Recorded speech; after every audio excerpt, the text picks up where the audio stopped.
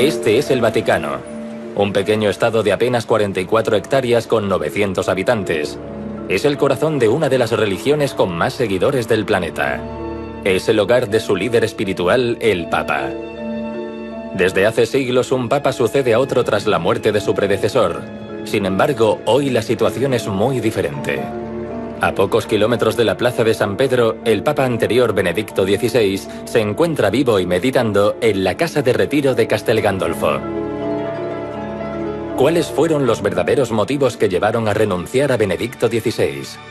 Existen muchas hipótesis. Ho deciso di rinunciare al ministero che il Signore mi ha affidato il 19 aprile 2005. Ho fatto questo in piena libertà, per il bene della Chiesa, ben consapevole della gravità di tale atto, ma altrettanto consapevole di non essere più in grado di svolgere il ministero petrino con quella forza che esso richiede. Para mí la cuestión era muy simple. Con su usual claridad, coherencia y sinceridad, dijo que había sentido que sus fuerzas flaqueaban, sobre todo en los últimos tiempos. Benedicto no renunció solo por motivos de salud, por el corazón, por el reumatismo.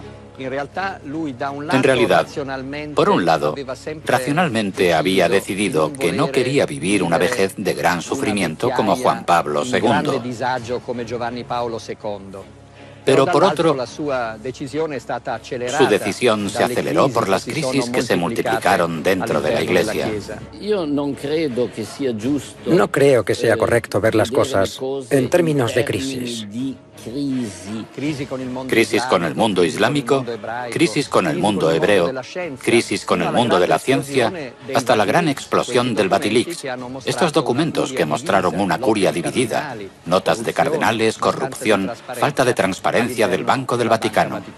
Los documentos desvelados en el Vatilix hablan de la corrupción en licitaciones inmobiliarias del Estado Pontificio, manejos irregulares en el Banco Vaticano e incluso un complot para asesinar a Benedicto XVI. De esta filtración interna de documentos se culpa a su mayordomo Paolo Gabriele. La renuncia del Papa fue una renuncia potente. Un gesto potente que echó a un sistema entero de poder. Él se opone a quien daña el rostro de la Iglesia. Está contra la sociedad de la Iglesia, ¿no? Y se encontró con la sociedad dentro de su propia casa. Ya en el siglo XIII, debido a las luchas internas, el Papa Celestino V habilitó la renuncia papal en el derecho canónico. En medio del escándalo, Benedicto decide hacer uso de este derecho. Seguramente el Papa Benedicto tuvo la intuición, yo diría casi revolucionaria, de pensar que era el momento de un cambio. Mostró que el papado es un servicio y también reconoció sus propios límites, dado que dijo en latín y muy solemnemente: reconozco mi incapacidad de administrar bien mi misión. El 28 de febrero de 2013, la renuncia se hace efectiva. Más de 1.000 millones de fieles lamentan la pérdida de su líder espiritual y posan su mirada en el Vaticano. Aquí se elegirá al nuevo Papa. Gracias a que la mayoría de los cardenales se halla en Italia para acompañar a Benedicto el último día de su papado, el cónclave se convoca solo 12 días después. Miles de fieles van llegando a la plaza de San Pedro. Tras entrar, los cardenales posan su mano sobre la Biblia y juran mantener el secreto de todo lo que allí pase. Los 115 cardenales de todo el mundo quedan entonces aislados en un recinto sellado bajo el fresco de Miguel Ángel, El juicio final, dentro de la Capilla Sixtina. Los ojos de millones de fieles en el mundo están puestos en esta chimenea. Pronto comienzan las votaciones. Después de 4 votaciones, los cardenales aún no se han puesto de acuerdo. El nuevo Papa debe tener los 2/3 de los votos o los 2/3 más 1. Han transcurrido 25 horas desde que comenzó el cónclave y el humo sigue siendo negro. En la plaza, gente de todo el mundo se une bajo un mismo deseo: conocer a quien será su nuevo líder espiritual. De repente, a las 8 menos 20 de la noche del 13 de marzo de 2013, la gente empieza a notar un cambio en el color de la fumata. Muchos no lo pueden creer, pero pronto comienzan a sonar las campanas y ya no hay dudas.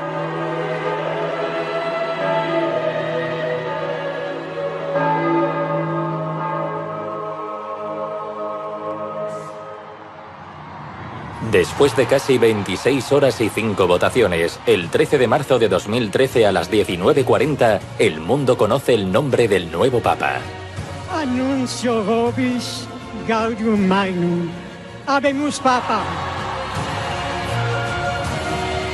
Dominum Georgium Marium, Sancte Romani Ecclesiae Cardinalem Bergoglio.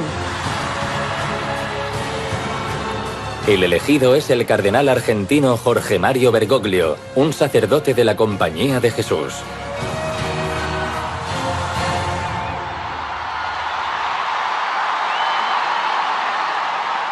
The Argentinian Jorge Mario Bergoglio is the new pope. As pessoas estão muito emocionadas. Nous sommes en direct depuis le balcon avec ce spécial Habemus Papa, dans l'attente de la bénédiction. Many burst with joy when they heard the new pope's name, but the general atmosphere is that of surprise. Nobody had thought of Cardinal Bergoglio. Fratelli e sorelle, buonasera. Voi sapete che il dovere del conclave era di dare un vescovo a Roma. Sembra che i miei fratelli cardinali sono andati a prenderlo quasi alla fine del mondo, ma siamo qui. Los cardenales electores tuvieron un gran coraje, porque frente a la crisis del pontificado ratzingeriano, frente al shock de la renuncia, no tuvieron miedo, no eligieron un cardenal de curia, sino que valientemente salieron inclusive de Europa. La sorpresa positiva de tener un latinoamericano, esta quizás no era una gran sorpresa, pero de tener un papa que se llama Francisco, sí. Esa fue una bonita sorpresa. Las apuestas eran 71, absolutamente decían que no se terminaba de creer. Una gran emoción, pero también un gran estupor. Confieso que cuando estaba en la plaza y oí su nombre de pila, Georgium Marium, comprendí enseguida que se trataba de mi hermano jesuita, el padre Bergoglio, y me sobresalté. Porque nosotros estamos acostumbrados a vernos como servidores del Papa. La alegría no oculta la sorpresa de todos. El destino de la Iglesia estará en manos de un papa jesuita y latinoamericano, rompiendo la hegemonía de siglos de papas europeos. Un papa que no figuraba como favorito en ningún pronóstico. Prima che il vescovo benedica il popolo, vi chiedo che voi pregate al Signore perché mi benedica. La preghiera del popolo chiedendo la benedizione per il suo vescovo. Facciamo in silenzio questa preghiera di voi su di me. Ha sido una sorpresa y que trae vientos nuevos, frescos, de sencillez, de cercanía. Eu estou muito emocionado, um Papa sul-americano, de Argentina, de Brasil, são irmãos. Então, uma beleza, tudo certo. A mí me gustó mucho. Una grandísima impresión. Soy católico. Me llamo Francesco, como él. Mi chica es ortodoxa, pero el Papa Francesco es la persona justa. Se ve que ha cambiado todo porque habla con el corazón al corazón. Pero ¿quién es Jorge Mario Bergoglio? ¿De dónde viene? ¿Cuál es su origen? ¿Qué caminos lo condujeron hasta el Vaticano? ¿Cómo llegó a estar hoy en la piel y en el alma del Papa Francisco y ser el líder espiritual de los católicos de todo el mundo? La designación de este nuevo Papa llama la atención de los fieles de todo el planeta. A muy pocos le es familiar el nombre de Jorge Mario Bergoglio. Solo algunos conocen en verdad quién es aquel cardenal latinoamericano proveniente del fin del mundo. Y sobre el hombre que se ha convertido en el Papa Francisco, existen muchas más preguntas que respuestas.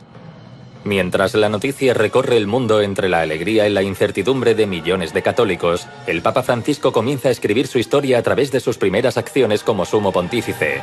Estas primeras señales sorprenden al mundo tanto o más que su elección. El catolicismo habla mediante símbolos. Trata de transmitir significados mediante imágenes y gestos.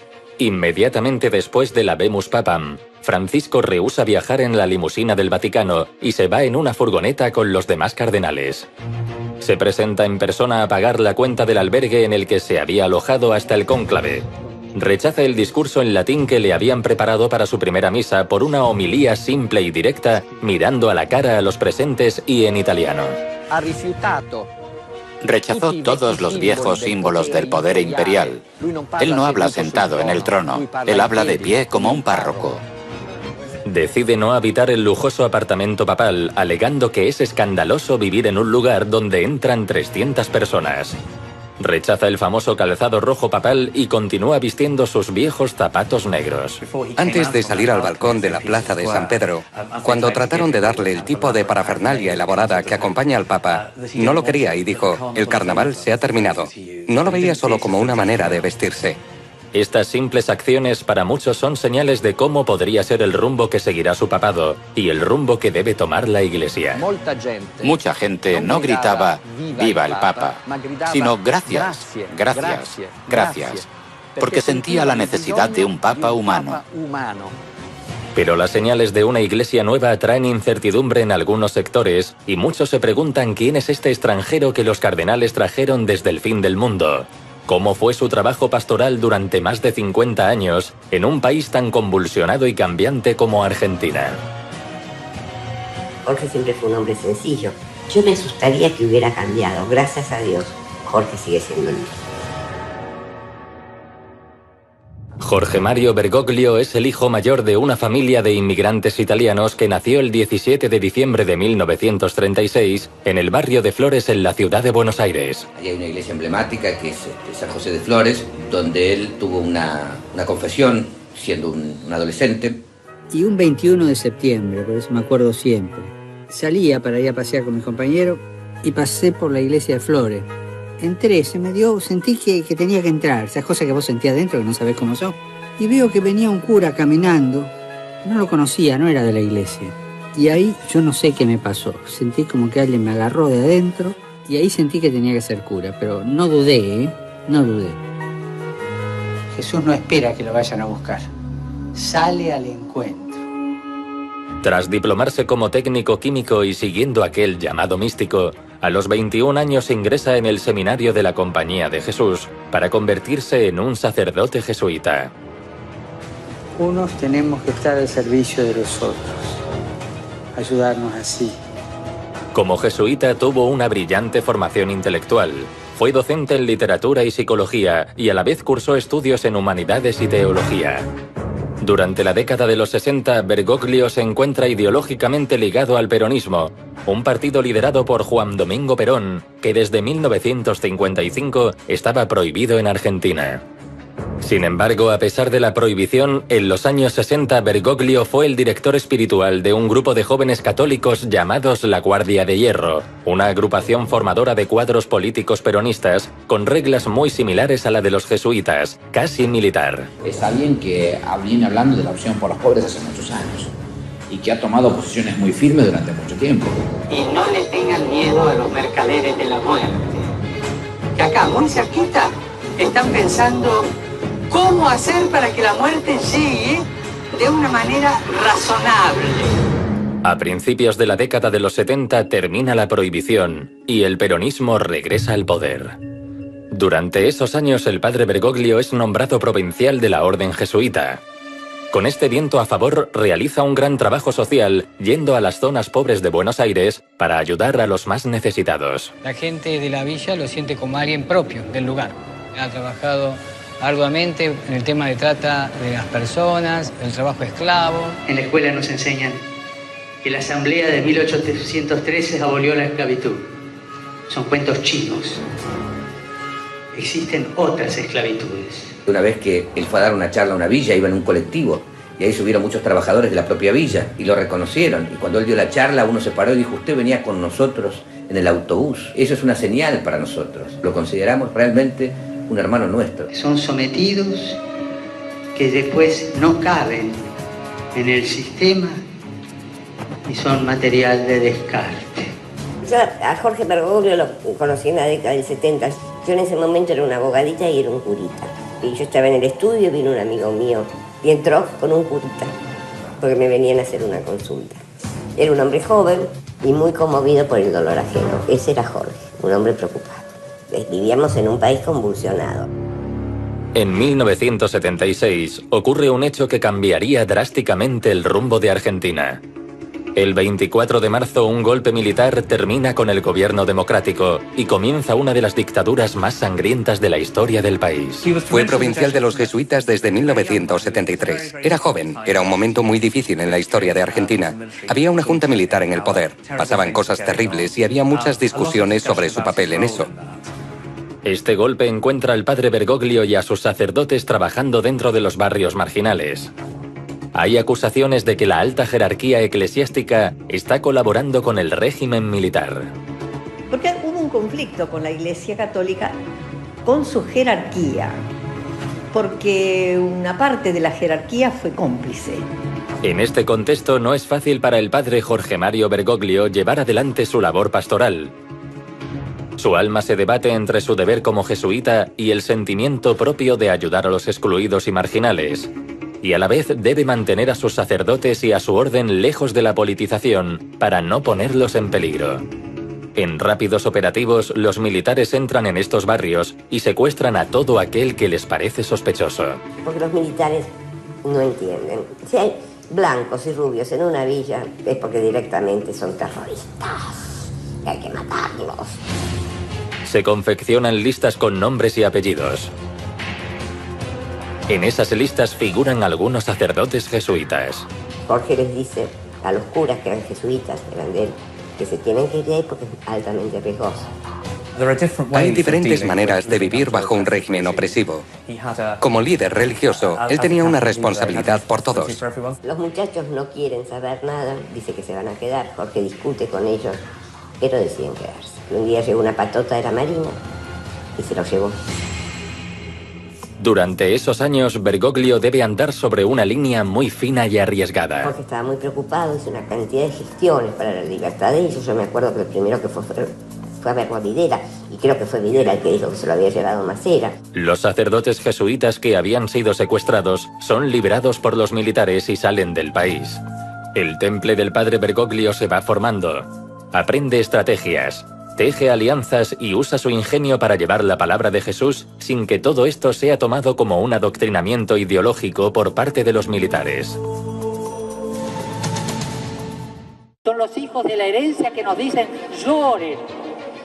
Ciudad distraída, ciudad dispersa, ciudad egoísta, llorá, que hace falta ser purificada por las lágrimas.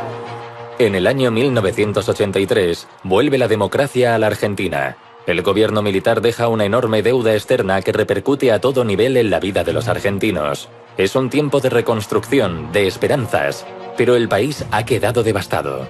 Bergoglio debe luchar con la herencia que ha quedado, la pobreza y todo lo que ella trae consigo. En esta ciudad se explota a trabajadores en talleres clandestinos. Él siempre fue así. Tuvo esa especial dedicación por todos y en particular por los más débiles. Porque ha trabajado arduamente en el tema de trata de las personas, del trabajo esclavo, de la inmigración, de la gente que vive en las villas. Los acompaña, los aconseja, los cuida, les enseña a ser libres, a ser autosuficientes, a pensar. En la vida hay que caminar como caminó Jesús, dejando huellas que marquen la historia, huellas que dejen descendencia. Esto lo enfrenta con el poder político de turno una y otra vez. Si abandonamos la riqueza de lo humilde por creernos algo que no somos, dormiremos la pesadilla de un país que abandona su destino. Y será nuestra culpa. Su carácter se va haciendo más y más fuerte y se va convirtiendo en un gran estratega. En el año 1992, mientras Bergoglio se encuentra en la ciudad de Córdoba como director espiritual y confesor de la Compañía de Jesús, ocurre un hecho que marcará el primer paso en su carrera ascendente dentro de la alta jerarquía de la Iglesia argentina. Él estaba en una iglesia de Córdoba, ni siquiera era el párroco, y ahí lo llama el arzobispo de Buenos Aires, el cardenal Antonio Corrachino, para que sea uno de sus obispos auxiliares, es decir, designa el Papa, pero él lo promueve. El 20 de mayo de 1992 es nombrado por el Papa Juan Pablo II obispo de Auca y obispo auxiliar de la diócesis de Buenos Aires. Yo suelo decir que era una especie de outsider dentro de la iglesia. A partir de ahí, del 92, se inicia una carrera meteórica. En el año 1998, al morir su superior, el cardenal Corrachino, Bergoglio le sucede y se convierte en el arzobispo de Buenos Aires. Había sido obispo, en particular obispo de una ciudad tan rica, compleja y grande como Buenos Aires, y presidente de la Conferencia Episcopal Argentina. Su presencia en el contexto latinoamericano ha sido de gobierno, pero también de contacto cara a cara, sobre todo con los más pobres, con las personas más necesitadas de atención y ayuda. Pasarán años para que Bergoglio llegue al escalón más alto de las jerarquías eclesiásticas. El 21 de febrero de 2001, Jorge Mario Bergoglio es consagrado cardenal. Apenas unos meses después, Argentina vivirá una de las mayores crisis económicas y sociales de su historia. El gobierno toma una medida restringiendo la extracción de los depósitos bancarios. La gente ya no puede retirar su dinero de los bancos. El estallido no tarda en llegar. El pueblo sale a la calle bajo el lema "que se vayan todos". La violencia crece hasta límites insospechados. Él habla con vehemencia del hecho que estas estrategias económicas convierten al trabajo en algo casi superfluo y no tienen escrúpulos para transformar en desempleados a millones de personas, sin tener en cuenta cuánto sufrimiento padezcan. Bergoglio se halla en lo más alto de la jerarquía eclesiástica a lo que podía aspirar un religioso latinoamericano. Pero en su país la gente lucha por recuperar los ahorros de toda una vida. En las calles hay enfrentamientos, muertos, heridos.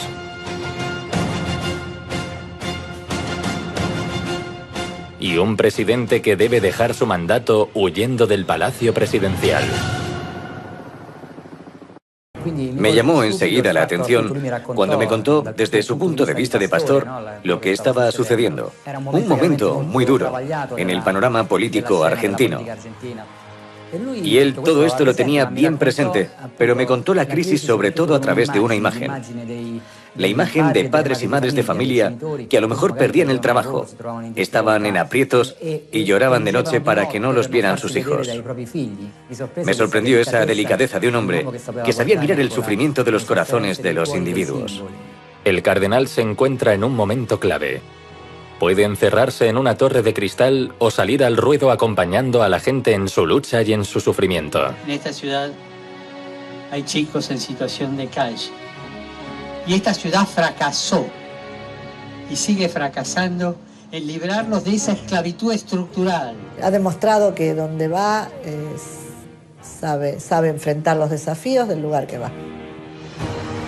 Bergoglio ya es arzobispo y cardenal, y sin embargo continúa con su trabajo en las calles, como si estos dos títulos no sirvieran para tener un acceso más fluido a la ayuda para quienes más la necesitan. Él va siempre en busca de los fieles. Jesús estaba todo el día encerrado en la iglesia. ¿Qué hacía Jesús en la calle? Buscaba. Ese era Jesús. Vivía buscando a la gente. Su estilo austero marca una tendencia en la iglesia argentina de aquellos años, acostumbrada a ciertos lujos, protocolos, secretarios, asistentes y choferes. Bergoglio tiene un estilo de vida muy austero, muy simple, que ha marcado acá la diócesis de Buenos Aires. Si el obispo de Buenos Aires vive de esta manera, nosotros también tenemos que tener una actitud similar. El cardenal Bergoglio no necesita nada de eso para llegar a quienes quiere llegar, y quienes lo buscan lo encuentran fácilmente.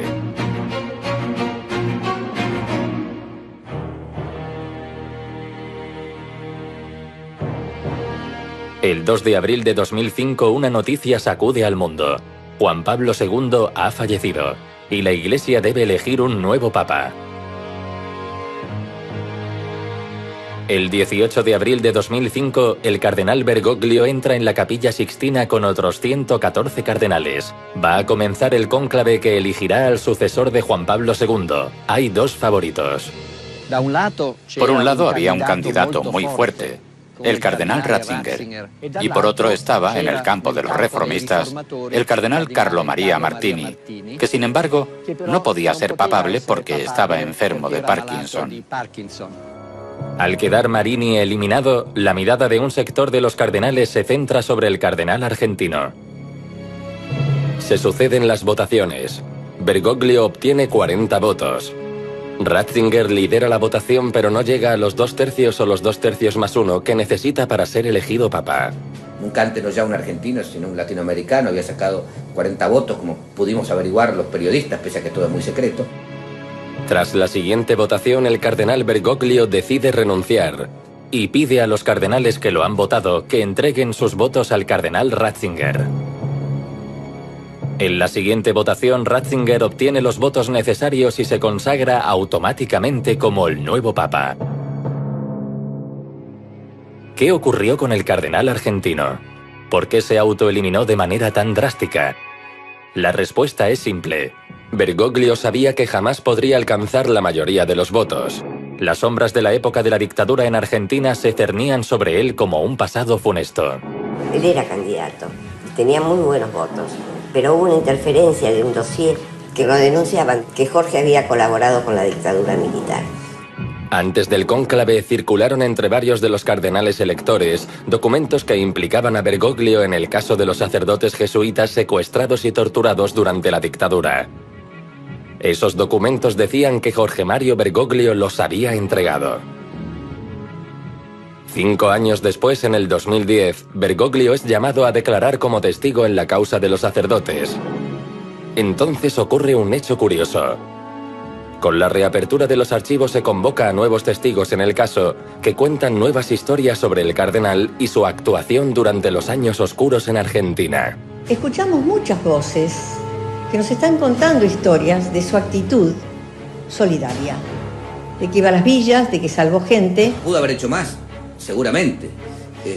Yo creo que todos hemos hecho poco y nada, digamos.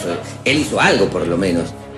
Estas historias, lejos de condenar a Bergoglio, muestran a un pastor que en muchas ocasiones había burlado los controles militares para ayudar a la gente perseguida a huir del país hacia el exilio.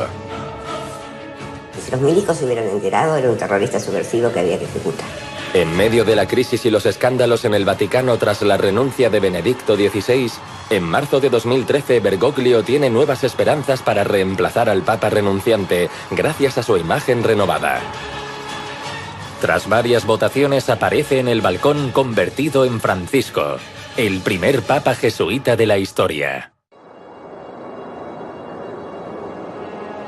Durante siglos, la llegada de un nuevo papa al trono de Pedro ha estado rodeada de misteriosas señales y vaticinios.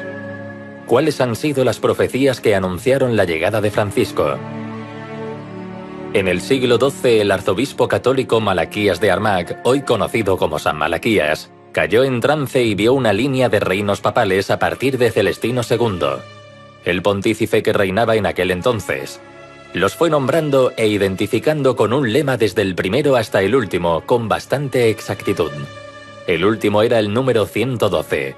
Tras él llegaría el fin. Benedicto XVI era el Papa 111. El 112 es Francisco. De ahí que muchos piensen que él es el Papa del fin del mundo. Cuando Francisco apareció en el balcón, antes de saludar y pedir al pueblo que rezara por él, dijo: I miei fratelli cardinali sono andati a prenderlo quasi alla fine del mondo, ma siamo qui. El fin del mundo. ¿Es casualidad o Francisco solo se refería a la gran distancia entre Roma y Buenos Aires? Pero Malaquías no fue el único que une la llegada de Francisco al Vaticano con el fin del mundo. En el siglo XVI, el médico y consultor astrológico Michel de Notre Dame, más conocido como Nostradamus, predijo la llegada de un hombre de color con mucho poder en el siglo XXI, que anunciaría el fin de los tiempos. Al principio habrá enfermedades mortales como advertencia, luego habrá plagas, morirán muchos animales, habrá catástrofes, cambios climáticos y finalmente comenzarán las guerras e invasiones del Rey Negro. En la Edad Media esto fue interpretado como la llegada de un Papa Negro, ya que en aquellos años el sumo pontífice era el hombre con mayor poder en el mundo, el Rey Negro. Pero ¿por qué Francisco sería el Papa Negro? Para muchos la respuesta está en el origen jesuita de este papa y lo relaciona con el color de la sotana que usan los miembros de su orden.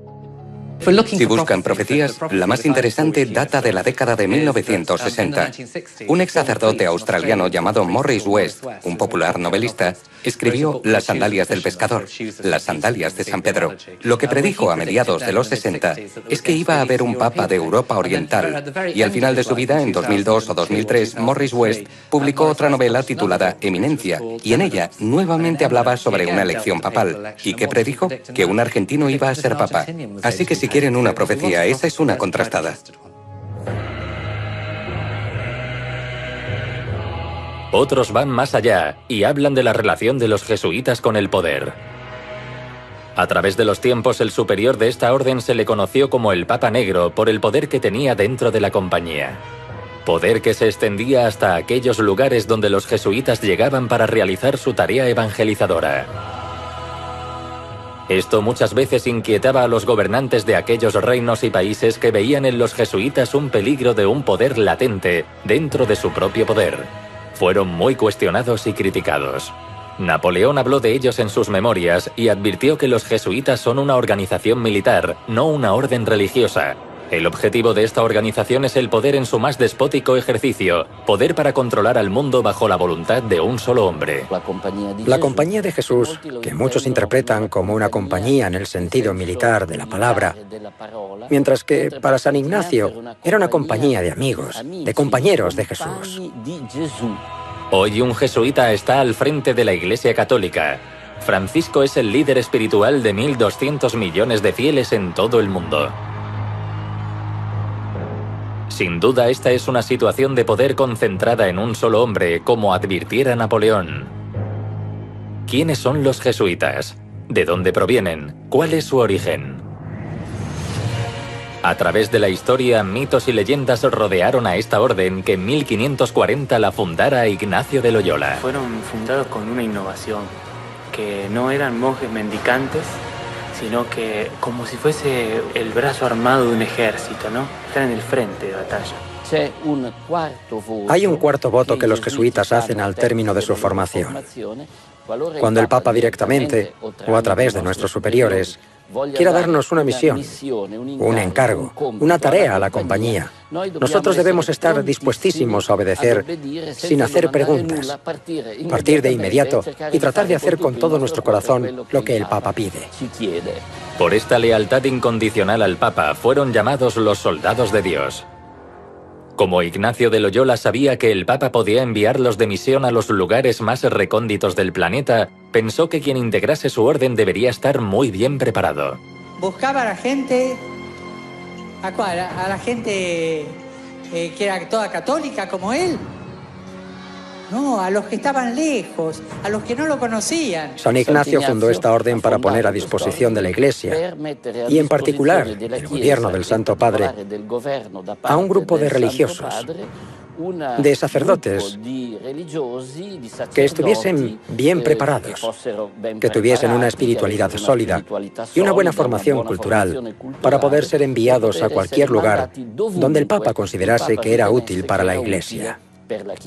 El conocimiento ocupó desde los comienzos de la orden un lugar importante en la formación de un jesuita. Francisco, por ejemplo, habla varios idiomas y su formación incluye, entre otros, estudios superiores en filosofía, humanidades, ciencias y teología. Era gente intelectual y han tenido un grandísimo protagonismo en la contrarreforma que se dice.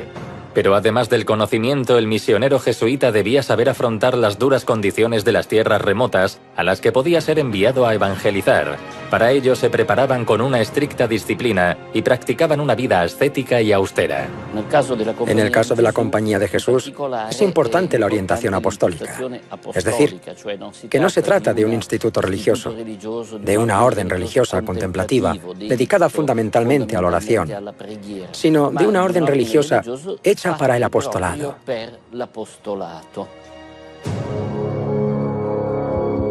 Los jesuitas han llegado con su trabajo evangelizador a los lugares más remotos del mundo, allí donde el Papa creía necesaria su presencia. Por lo tanto, llegaron a ser muchísimos y llegaron a ser una fuerza evangelizadora muy grande, que ha influido a todo nivel. Por sus aulas pasaron personalidades tan dispares como Descartes, Fidel Castro, Calderón de la Barca o Cervantes, entre otros. Actualmente es la mayor orden religiosa católica masculina con más de 17.000 miembros entre sacerdotes, estudiantes y hermanos.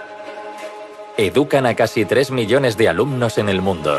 Chicos, saben que el que no camina sin dejar huella no sirve para nada. El Papa Francisco es un auténtico jesuita y desde el primer momento de su papado sus señales fueron de sencillez y austeridad. La pregunta que se hacen muchos es, ¿qué puede llegar a hacer un jesuita al frente de uno de los estados más ricos del mundo? Y con esta pregunta se abren muchos más interrogantes. Creo que el mayor riesgo del Papa Francisco es no actuar en el escándalo de los abusos y no actuar sobre las prácticas de corrupción que ocurren dentro de la burocracia del Vaticano ahora.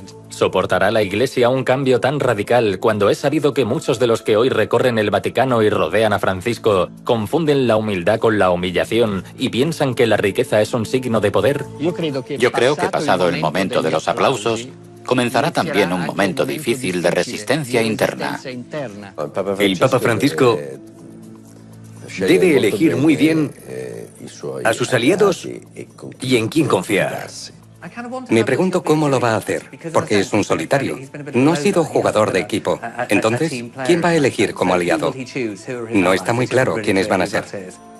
La metamorfosis y la hipocresía son grandes y fuertes, y muchos competirán para complacerlo a él, aun teniendo una historia pasada diferente. ¿Puede este jesuita quedar peligrosamente encerrado en una jaula de oro como el Vaticano? Dentro de la curia, que están felices de que ahora llegue un papa que se ocupe de la curia. Creo que la mayor resistencia vendrá de aquellos cardenales y obispos que temen que la pérdida del poder imperial del papado pueda crear sacudidas en la Iglesia católica y pueda incluso reducir sus papeles. Muchos creen que los cardenales en este cónclave no eligieron a un hombre en especial, sino a un representante de la orden jesuita, porque ellos son los únicos con la fuerza y la disciplina necesarias para poder salir de estos terribles momentos de crisis que vive la Iglesia. Francisco está marcando un rumbo nuevo en el cambio de la Iglesia. Su mirada es la que guiará a los fieles de todo el mundo. Este estilo que está imponiendo es parte de su identidad y lo eligieron porque él es así. La Iglesia debe dejar de ser autorreferencial, debe salir al encuentro de la gente, una Iglesia que sale afuera, que evangeliza. Seguramente se nota un cierto entusiasmo espiritual, por el cual tantas personas se acercan a la Iglesia, van a los santuarios, se confiesan. En fin, se produjo una cierta revitalización del entusiasmo por la participación eclesial.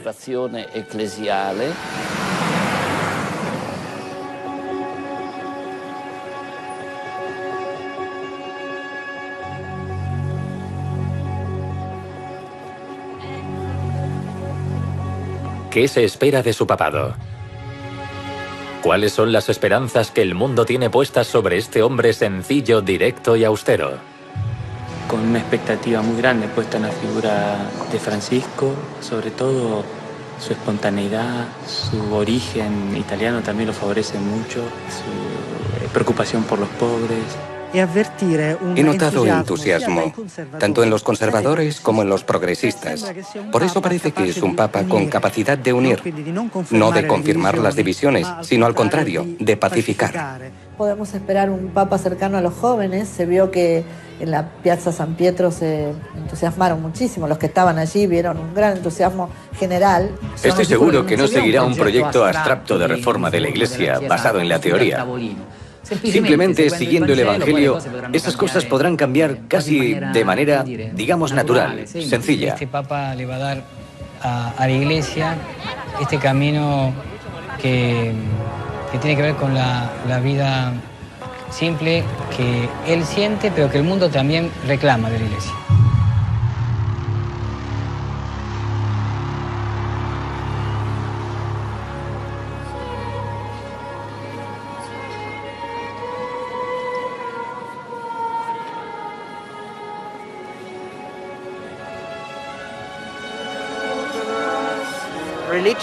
Religión significa reencuentro, reconciliación con Dios Padre, con Jesús.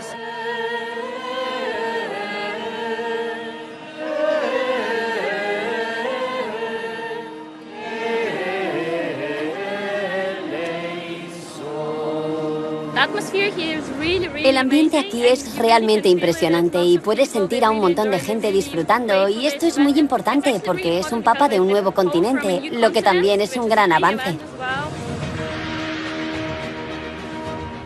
Creo que la mayor expectativa es que se produzca un cambio. Mis expectativas, dado lo que el Papa Francisco ha hecho y ha dicho antes, es que enfatice el lado de la justicia social y que hable sobre esos aspectos. Pienso que será algo nuevo y fresco. Habla con el corazón, al corazón. Y que es tan cercano y tan cálido y que transmite tanto cariño para la Iglesia y para la gente. Este cambio es por el bien de la Iglesia y de la humanidad. Han dicho que quiere cambiar la Iglesia, no, quiere cambiar el mundo. Más allá de las especulaciones sobre su elección y de lo que anuncien las profecías, lo cierto es que con la llegada del Papa Francisco para la Iglesia termina una era y comienza una nueva. Hay un final, pero también hay un comienzo. Y ese final no tiene por qué ser precisamente el fin del mundo. Comienza una nueva era, la era del Papa Francisco.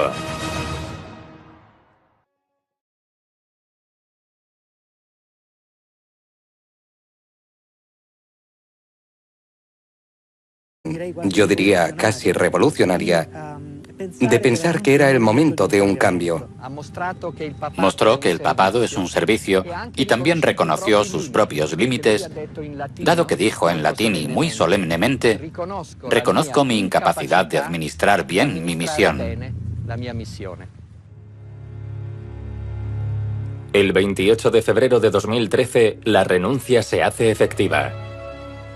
Más de 1.000 millones de fieles lamentan la pérdida de su líder espiritual y posan su mirada en el Vaticano. Aquí se elegirá al nuevo Papa. Gracias a que la mayoría de los cardenales se halla en Italia para acompañar a Benedicto el último día de su papado, el cónclave se convoca solo 12 días después. Miles de fieles van llegando a la plaza de San Pedro. Tras entrar, los cardenales posan su mano sobre la Biblia y juran mantener el secreto de todo lo que allí pase. Los 115 cardenales de todo el mundo quedan entonces aislados en un recinto sellado bajo el fresco de Miguel Ángel, El juicio final, dentro de la Capilla Sixtina. Los ojos de millones de fieles en el mundo están puestos en esta chimenea. Pronto comienzan las votaciones. Después de 4 votaciones, los cardenales aún no se han puesto de acuerdo. El nuevo Papa debe tener los 2/3 de los votos o los 2/3 más 1. Han transcurrido 25 horas desde que comenzó el cónclave y el humo sigue siendo negro. En la plaza, gente de todo el mundo se une bajo un mismo deseo: conocer a quien será su nuevo líder espiritual. De repente, a las 8 menos 20 de la noche del 13 de marzo de 2013, la gente empieza a notar un cambio en el color de la fumata.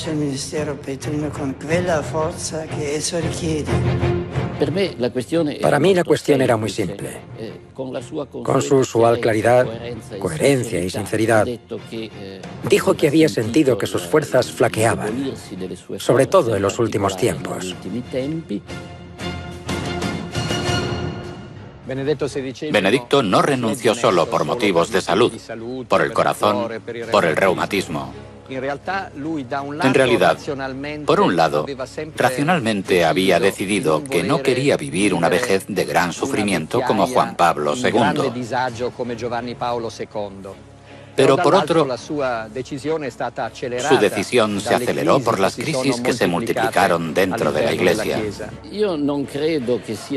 No creo que sea correcto ver las cosas en términos de crisis.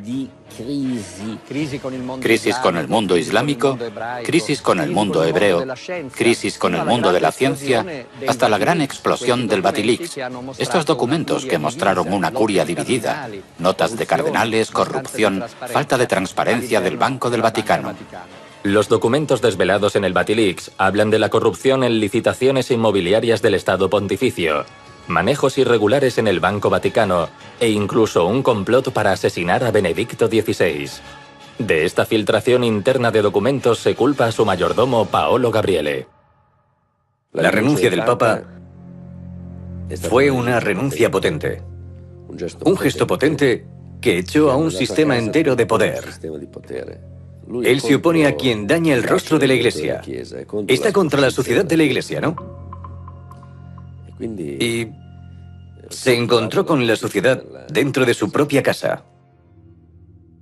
Ya en el siglo XIII, debido a las luchas internas, el Papa Celestino V habilitó la renuncia papal en el derecho canónico. En medio del escándalo, Benedicto decide hacer uso de este derecho. Seguramente el Papa Benedicto tuvo la intuición.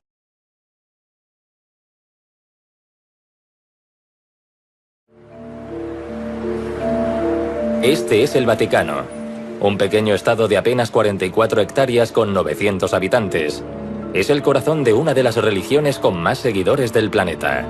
Es el hogar de su líder espiritual, el Papa. Desde hace siglos un Papa sucede a otro tras la muerte de su predecesor. Sin embargo, hoy la situación es muy diferente.